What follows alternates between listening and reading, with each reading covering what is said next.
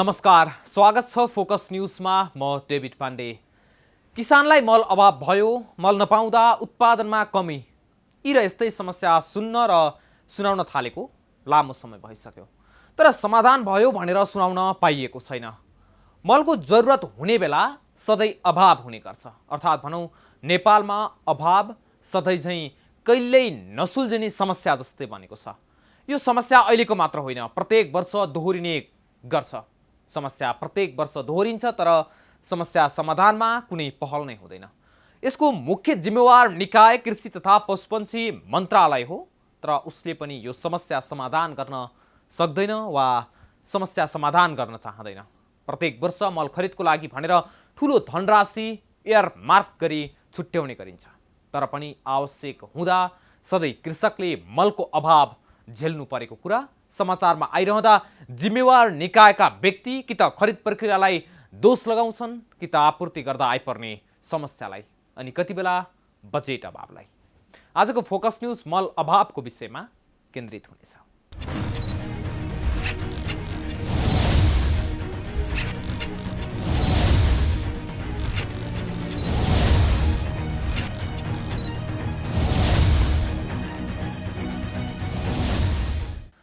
समस्या सधैँ दोहोरिँदा पनि यसको समाधान किन हुन सक्दैन भन्ने कुरा न त सरकार दिन सक्छ, न त जिम्मेवार निकायले नै। विगत 9 वर्ष यताको तथ्याङ्क हेर्दा आर्थिक वर्ष 2070-71 5 अर्ब 30 करोड रुपियाँ मल खरिदको लागि विनियोजन भएको छ भने आर्थिक वर्ष 2078-79 12 अर्ब रुपियाँ विनियोजन भएको छ। यो वर्षमा मलमा अनुदान दिन विनियोजित करिब कुल बजेट भने 69 अर्बको हाराहारीमा हुन जान्छ। कृषिलाई प्राथमिकतामा नराखिएको पनि होइन, तर पनि व्यवहारमा त्यो हुन सकेको छैन। जति प्राथमिकतामा राखे पनि समस्या भने जिउका त्यो छन्। आखिर किन अभाव भइरहेको छ त मलको? हेरौँ यो रिपोर्ट।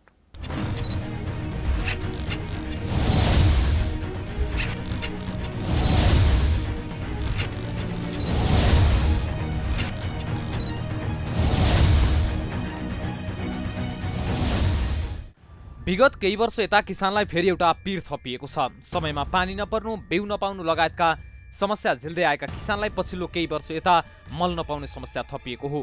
धान रोप्ने बेला अभाव झेलेका किसानले गहुँ र तरकारी बालीमा पनि अभाव झेल्नुपर्ने अवस्था सिर्जना भएको छ। कृषि तथा पशुपन्छी विकास मन्त्रालयले उपलब्ध गराएको तथ्याङ्क अनुसार 27 गतिसम्म सरकारसँग युरिया, डिएपी र पोटास गरी जम्मा 8664 मेट्रिक टन मल मात्रै मौजदात छ। उक्त परिमाण कृषि सामग्री कम्पनी र साल ट्रेडिङ कर्पोरेसनको हो। मौजदात परिमाणले एक सातालाई पनि धान्दैन। यता केही समयलाई मल अभाव भएको दाबी गरे पनि उता किसानहरू मल नपाएर हैरानी खेप्नु परेको छ। किसानको पीर मर्का कसले बुझेछ? किसानी टाइममा मल खाद पाउँदैनन्, बिउ बिजन पाउँदैनन्। अब बेचाराहरू त्यो मुख्य खेती कृषि प्रधान तराईको खेती नै हो। इन्डियाबाट ल्याउँदाखेरि इन्डियाको बाटरमा छोडिदिन्छन्, लाठी चार्ज गर्छन्, चोरी चकारी लाउँछन्। नेपालको पनि रोक्छ। यो के हो? किसानको मजदुरको कोई हेर्नेवाला छैन।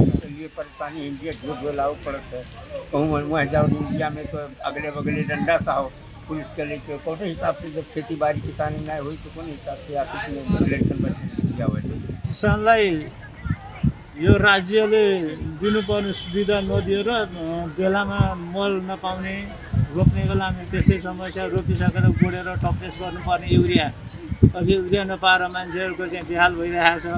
यो अहिले यसपालिको वर्ष चाहिँ मलको लागि चाहिँ अलिक समस्या भइरहेको छ।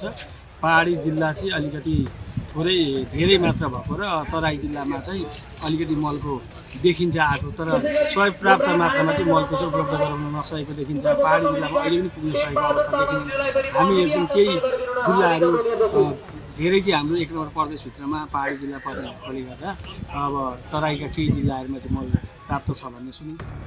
केही मात्रामा मल आउने क्रममा भए पनि त्यतिले मात्र पुग्ने अवस्था छैन। अहिले भएको मौजदात मललाई पनि माग अनुसार आपूर्ति गरिएको छैन। कारण हो जेनतेन एक सातासम्म उक्त मलले नै अभाव पूर्ति गर्ने।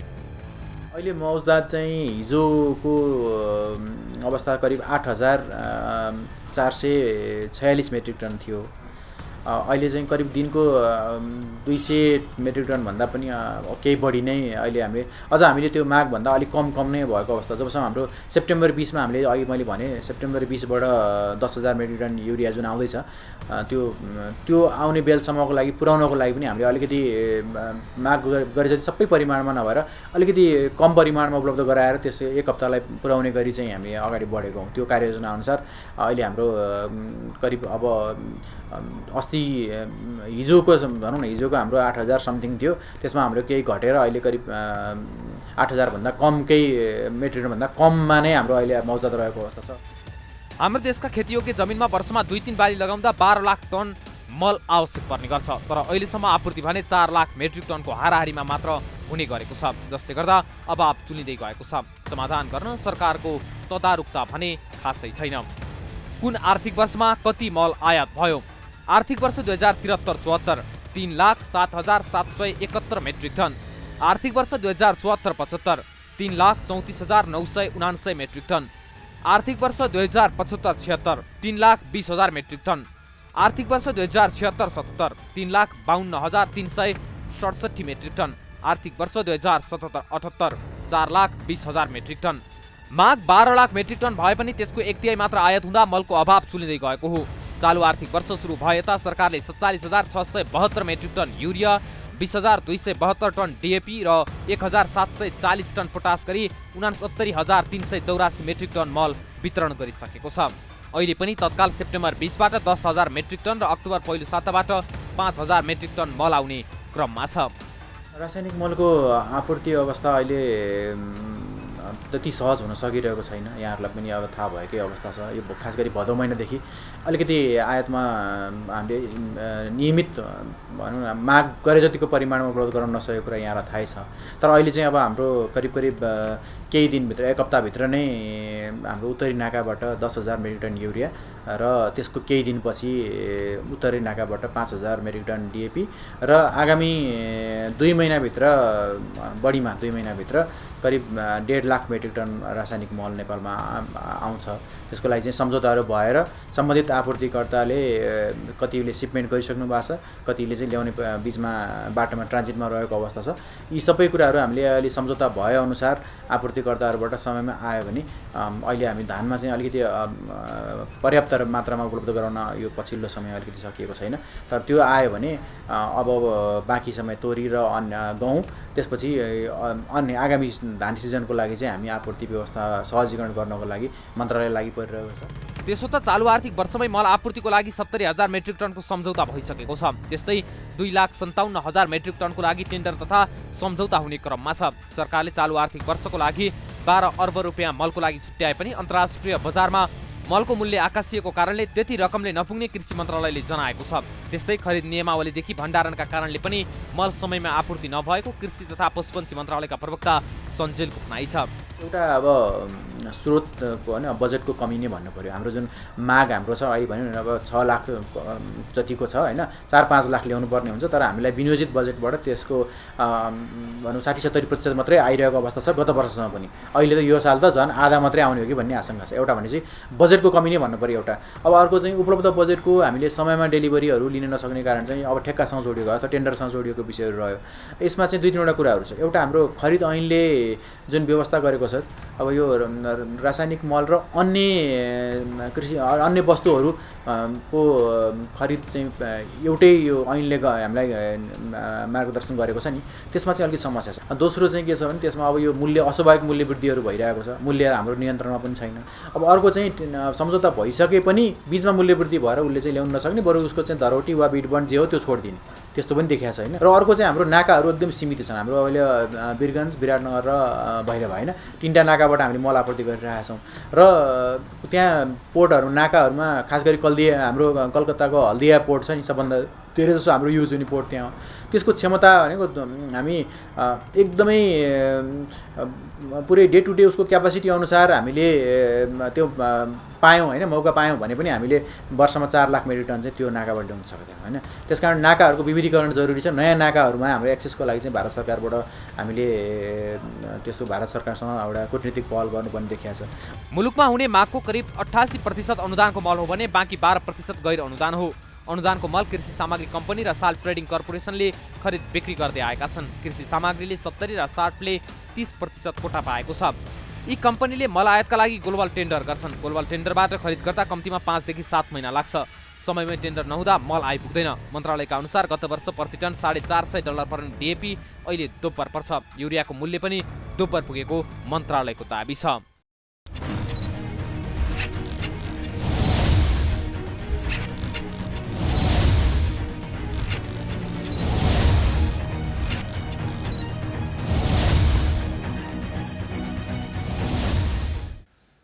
सिजनमा सधैँ मलको अभाव रहने अनि सरकारले पर्याप्त मात्रामा खरिद गर्न सकेको त छैन नै, ल्याएको मल पनि समयमा उपलब्ध हुँदैन अनि जनता कि त जे जति फल्छ त्यसमा चित्त बुझाउनु पर्यो कि त लुकी छिपी सीमावर्ती क्षेत्रबाट मल भित्र्याउनु पर्यो।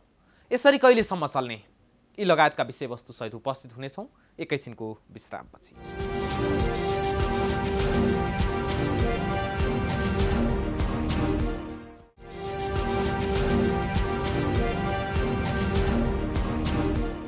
विश्रामपछि स्वागत छ फोकस न्यूजमा। आज हामीले किसानले हरेक सिजनमा खेप्दै आएको मल अभावको विषयलाई केन्द्रित गरेका छौँ। नेपालको खेतीयोग्य जमिन 28% रहेको, त्यसमाथि पहाडी क्षेत्रको बाहुल्यता अनि औसत 0.6 हेक्टर प्रति परिवार खेती गर्ने जमिन उपलब्ध भएको हुँदा उत्पादन बढाउन उत्पादकत्व बढाउनुको विकल्प छैन भने अर्कोतर्फ मलको खपत बढाउनु पर्ने देखिन्छ। तर मलको उपलब्धताको स्थिति हेर्ने हो भने सरकारको निरीहता सधैँ देखिने गर्छ। तर ती राजनीतिक नेतृत्वले भने किसानको माग सम्बोधन गर्नुपर्छ भनेर भन्न भने छाड्दैनन्। हेरौँ यो रिपोर्ट।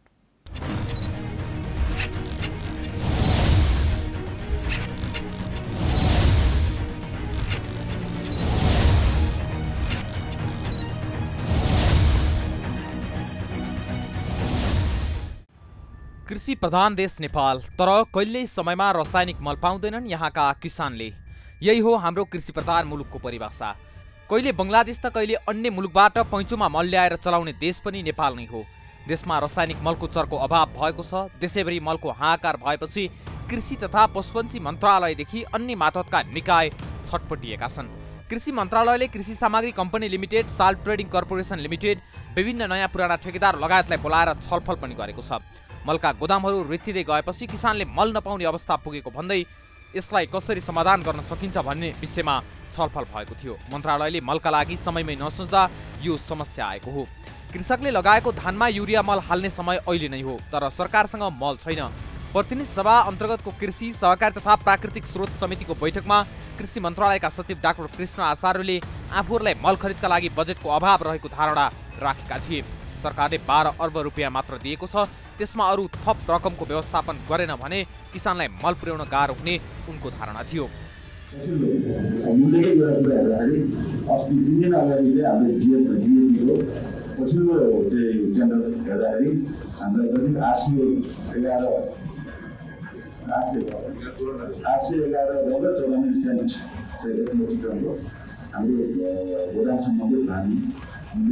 जुन चाहिँ गत वर्षको यही समयमा झन्डै 400-500 को आधारमा त्यो पनि फेरि अहिले विश्वव्यापी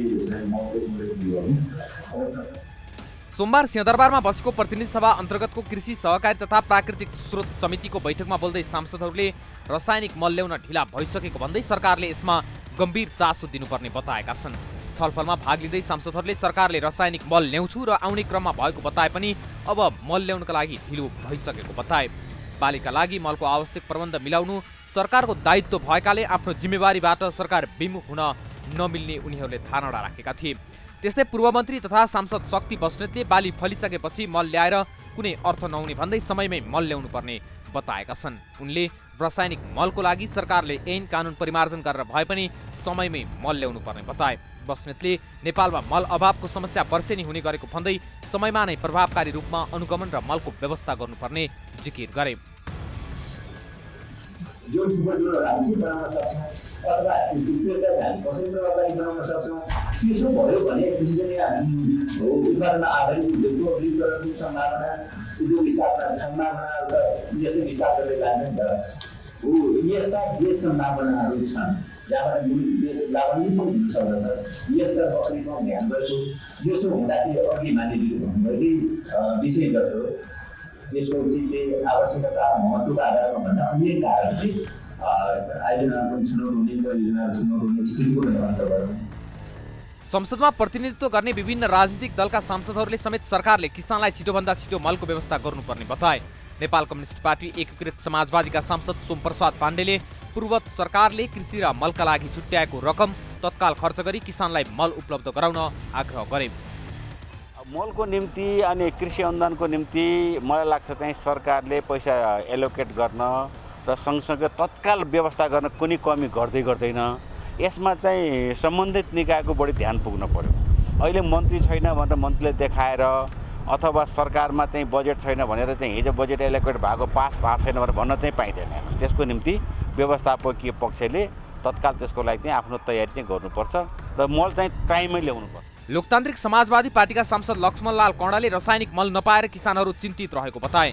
उनले बजेट अभावले आवश्यक मल नआएको भए प्रधानमन्त्री स्वरोजगार कोषबाट रकम कटाएर भए पनि मल ल्याउन सुझाव दिँदै कृषक जबसम्म मन्त्री हुँदैन या कृषि बुझ्ने सांसद जबसम्म कृषि मन्त्री हुँदैनन् मलको अभाव भइरहने बताए। उनले हालका नेताहरू कृषक नभएर दलाल र ठेकेदार भएकाले कृषकले सधैँ मलको लागि रोइरहनु पर्ने अवस्था आएको बताए। यो कहिलेसम्म जबसम्म यो देशमा राम्रो सरकार आउँदैन, राम्रो बन्दैन, कृषिसँग सम्बन्धित किसान अर्थमन्त्री हुँदैन, तबसम्म यो देशको दशा यस्तै। त्यस्तै नेपाली कांग्रेसका सांसद भीमसेन दास प्रधानले सरकारले जसरी पनि कृषकका लागि मलको व्यवस्था गर्नुपर्ने बताए। उनले मल खरिद गर्न र किसानलाई मल दिन सरकारसँग बजेट अभाव नभएको र जसरी पनि सरकारले कृषकको मागलाई सम्बोधन गरी समयमै रासायनिक मल उपलब्ध गराउनुपर्ने बताए। कृषि प्रधान देश भनेर भनिन्थ्यो र राज्यले कहिले पनि कृषिको समाधानतिर कहिले पनि नीति कार्यक्रम ल्याएन। कार्यक्रममा रहन्थ्यो कृषिको बारेमा, तर के भने समस्या आउँदाखेरि समयमा सम्बोधन नगर्दाखेरि कृषिहरू मार्नु परेको। अब अहिले पनि बिउ बिजनहरू होइन, अब अहिले त्यो कृषिकैमा अभ्यस्त भएका किसानहरूको समस्या हामीले वास्तवमा उपभोक्ता समितिबाट त्यसको समाजलाई चाहिँ सम्बन्धित जसले ऋण तिरेको छन् ती चाहिँ उद्योगहरूले बोलाएर पनि तपाईँले लिलाम के गर्नु पऱ्यो के तिर्नु पऱ्यो भन्दाखेरि अझै पनि त्यो समस्या थाहा दिएको छ। मलाई जहाँसम्म लाग्छ अब यो धेरै नै त्यो समस्या एउटा राष्ट्रिय बहसको विषय हुनाले अहिलेको सरकारले अब सायद चाहिँ मन्त्रीमण्डल पुरा भइसकेपछि त्यसलाई समयमै सम्बोधन गर्न विश्वास हामी लिएका छौँ। सरकारले आर्थिक वर्ष 2078-79 का लागि विनियोजित बजेटको 100 नम्बर बुँदामा रासायनिक मलका लागि अनुदान रकम 12 अर्ब पुर्याएको उल्लेख गरेको छ। खेतीबाली लगाउने समय अगावै रासायनिक मलको पर्याप्त आपूर्ति सुनिश्चित गरिनेछ भन्ने सरकारको बजेटमा राखिए पनि कृषि मन्त्रालयसँग मल किन्ने पैसा नै छैन। यो वर्ष बजेटमा रासायनिक मलमा 1 अर्ब बढाएर 12 अर्ब पुर्याइएको हो। आगामी आर्थिक वर्षका लागि कृषितर्फ कुल 45 अर्ब 9 करोड रकम विनियोजन गरिएको छ। चालु आर्थिक वर्षको तुलनामा यस वर्षको करिब 4 अर्बले बजेटमा वृद्धि भएको हो। चालु आर्थिक वर्षका लागि कृषितर्फ कुल 45 अर्ब 9 करोड रकम विनियोजन गरिएको छ। गत आर्थिक वर्षको तुलनामा यस वर्ष करिब 4 अर्बले बजेटमा वृद्धि भएको हो। गत आर्थिक वर्षमा 41 अर्ब 40 करोड रुपियाँ विनियोजन गरिएको थियो। चालु आर्थिक वर्षका लागि सङ्घमा 36 अर्ब, स्थानीय तहमा 6 अर्ब 30 करोड र प्रदेशमा कृषि क्षेत्रका लागि 4 अर्ब बजेट विनियोजन गरिएको छ। नेपालमा कुल खेतीयोग्य जमिन 30 लाख हेक्टर छ, जसमध्ये धान खेती हुने क्षेत्रफल 15,52,000 हेक्टर छ। यसमध्ये क्षेत्रफल र उत्पादनका आधारमा तराई क्षेत्रको हिस्सा 70% भन्दा बढी छ। धान बाली सपार्न मुख्य गरी रासायनिक मल र सिँचाइको आवश्यकता पर्छ। प्रमुख बालीहरू धान, मकै र गहुँको मलखातको सिफारिस दरलाई 2 बाली प्रणालीमा औसत गर्ने हो भने नेपालमा urea 7,81,000 metric ton, DAP 4,75,000 metric ton र पोटास 2,43,000 मेट्रिक टन आवश्यकता पर्ने अनुमान छ। तर अहिले वार्षिक करिब 4 लाख मेट्रिक टन मात्रै आयात भइरहेको छ। रासायनिक मलको चाहिँ हामीले अब प्रदेशहरूबाट पनि डाटा लिएका छौँ र हामीले आफ्नै मन्त्रालयबाट पनि विभिन्न समय अध्ययनहरू भएको छ। त्यसले चाहिँ के देखाएको छ भने नेपालमा कुल जुन सबै खेतीयोग्य जमिनमा 2 या 3 बाली लाग्छ होइन, हाम्रो बाली सघनताको अनुसार सबै बालीको लागि चाहिँ सिफारिस मात्रामा प्रयोग गर्ने हो भने करिब 12 लाख मेट्रिक टन जति आवश्यक पर्ने देखिन्छ। तर अहिले हाम्रो प्रयोगको अवस्था कस्तो छ भने सिफारिस गरेको सम्पूर्ण मात्रा प्रयोग भएको अवस्था छैन। करिब आधा सिफारिस गरिएको आधा परिमाणमा मल प्रयोग भएको छ औसतमा। त्यसो गर्दाखेरि करिब 6 लाख मेट्रिक टन रासायनिक मल हामीले यदि आपूर्ति व्यवस्था गर्न सक्ने हो भने अभावको अवस्था चाहिँ रहँदैन। त्यो चाहिँ हामीले गत आर्थिक वर्ष पनि हामीले हेऱ्यौँ करिब 4,02,000 मेट्रिक टन हामीले आपूर्ति व्यवस्था मिलाएको थियौँ कृषि सामग्री कम्पनी र साल ट्रेडिङ मार्फत। त्यसले चाहिँ त्यो वर्ष त्यस्तो हाम्रो अभावको अवस्था हाम्रो रहेको रिपोर्टिङ। यसले पनि मागभन्दा आपूर्ति कम भएकाले कृषक सधैँ मलको अभाव झेलिरहेका छन्।